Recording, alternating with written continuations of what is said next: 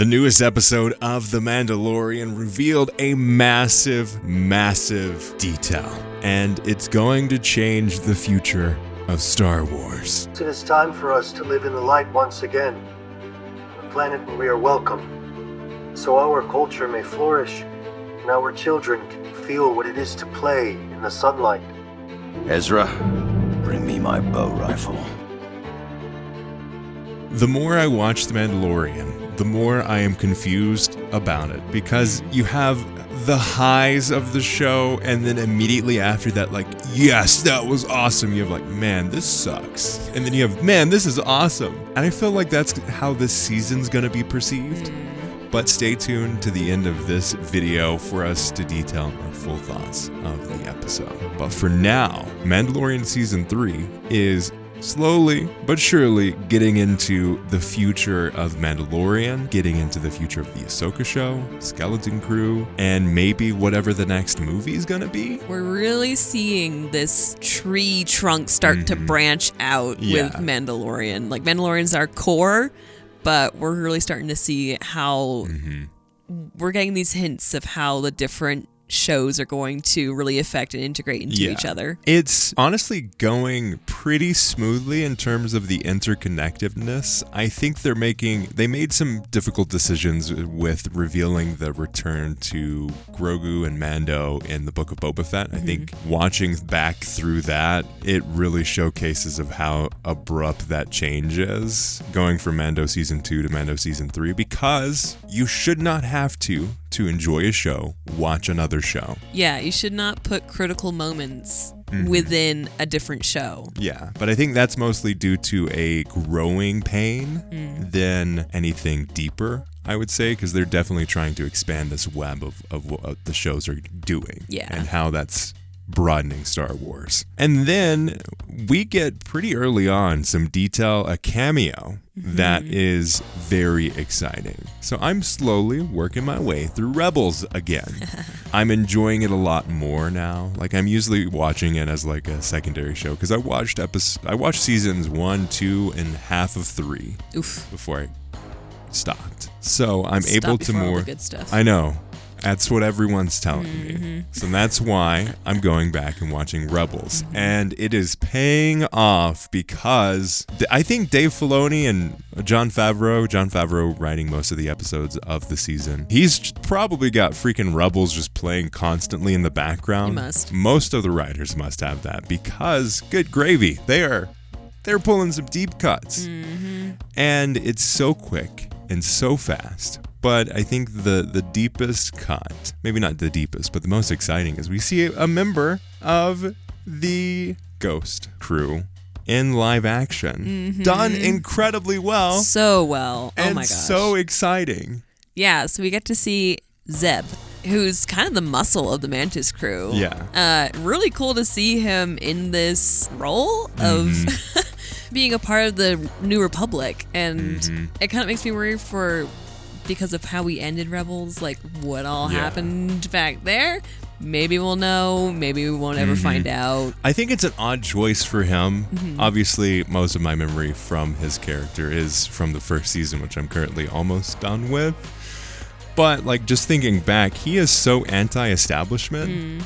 I wonder what really brought him into the whole idea of going and joining the New Republic, because I think that's a very fascinating thing that doesn't really make sense in terms of Zeb's character. But if you look at it in terms of Mantis crew dissolved, we have a disbanding, Ezra has disappeared into wild space and the unknown regions. It might make sense that he's just looking for a cause to like rebuild after the death of the Empire. Right.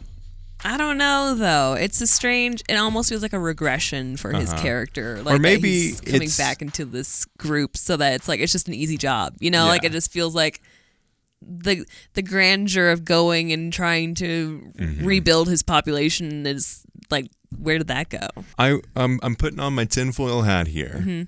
What if this is all a ploy of Ghost crew to see what's going on in the New Republic, to really get an idea down to the, like, in the throes of things, seeing if the New Republic is going to be the same as the Empire, which we're getting more details in this episode and the past episodes of Mandalorian of just seeing how stupid the freaking New Republic is. Yeah. How incompetent they are.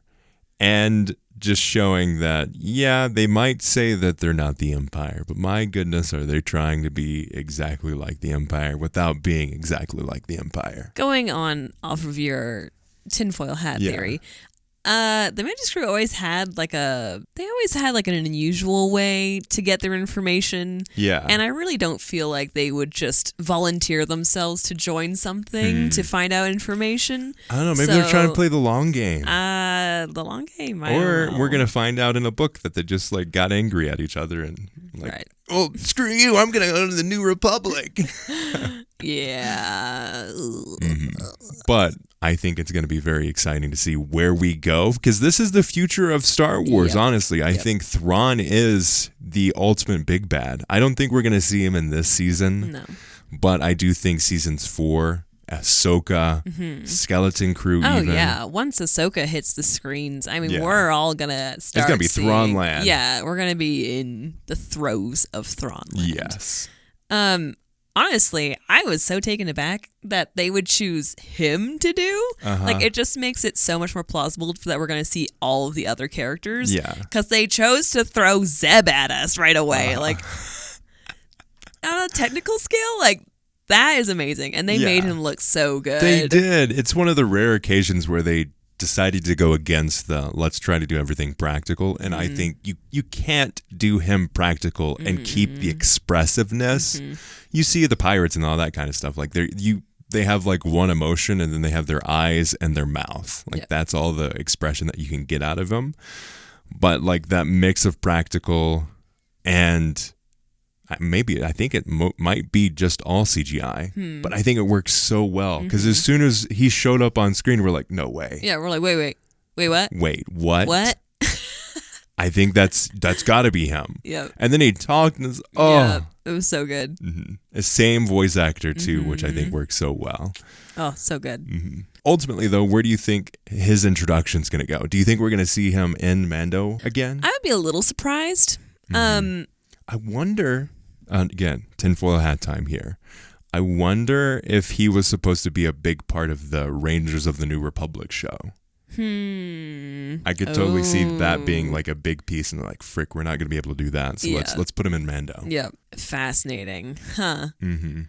Yeah, I don't know. I mean, honestly, knowing Mandalorian and just kind of how the season's been going, actually, we probably will see him more. I think they're trying to use this season as like a throwaway season of setting up all the steps for Ahsoka, for Skeleton Crew, and for the next season of Mando. Right. I don't think we're going to get any high-stakes stuff in this season, unfortunately. We still have 3 episodes to go, but again, we only have 3 episodes to go. Wow. Yeah. Yeah, this definitely feels like a touchstone to like, look at what else is going to come up sort of thing. Stay tuned. Just feel like we're being baited for all the other shows that are going to come out soon. And it's kind of a shame because it feels like we're not seeing The Mandalorian at its like deepest, heartiest. I went back and watched the first episode of Mando. Good gosh, that episode was good. Oh my goodness. And it was only like 40 minutes, like 35 of actual content. Yeah. It was so good. Oh my gosh. In terms of this episode, though, again, there's those moments where like, man, that's so freaking awesome. And then there's moments that are like, oh gosh, here's the pirates again. Some random thing shows up and Mando has to help. Yeah, even before the episode even started, I was like, oh, look, your favorite, the pirates. Yeah, freaking pirates. So annoying.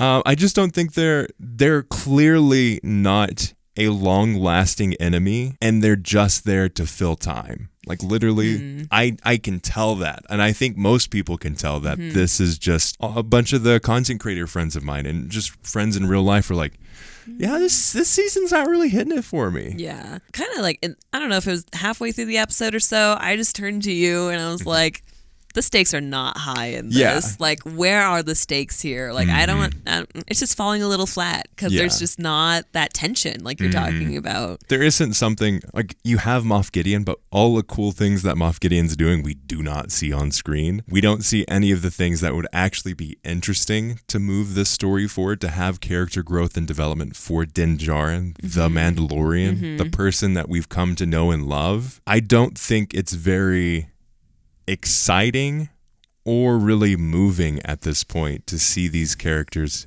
where they are. Bo-Katan's doing her thing. She's finding the Mandalorians. But we're here for this. I think you could, if they were doing it right, they would have condensed the last 5 episodes into 2, maybe 3. To achieve what? Like that Din Djarin's making this space for the Mandalorians to come? All that we've come to do so far is to get the Mandalorians on their own planet. Right. And to let Bo-Katan be here. It happens so quickly in terms of the story itself, not in terms of the episodes, because it's taken 5 episodes to get here. But in terms of the story, like 2 days have passed and Bo-Katan is like, okay, now it's great. You can take off your mask. Doesn't really make sense. Right. To have that amount of time pass and to be like, man, that's very brave of you, Bo-Katan, like armorer. No, condense that all down. Have Bo-Katan not have that whole arc. I don't think it's valuable. Yeah. I think that could have been 2 or 3 episodes, and then we could get into more of what Moff Gideon's doing in the background. If you wanted to have the pirates, which I don't think you need the pirates because they aren't. We're in episode 5, and they pose no threat at all. There's no consequences except for all the building that they're going to have to do. They're just going to have to do it a little bit more now. During the watching of it, I was like, yeah, he's not dead. Yeah. Yeah. This is the storytelling that they do. Yeah, they spend way too much time on making that head what is it, seaweed guy.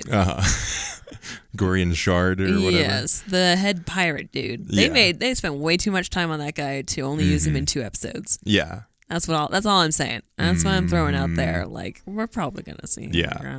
But let us know your thoughts in the comments below. And hey, let us know what you thought of the whole episode and our theories around the Zeb tie-in, the cameo there. I think it's pretty exciting, but let us know your thoughts. As always, thanks for watching. Check out our podcast, and may the Force be with you.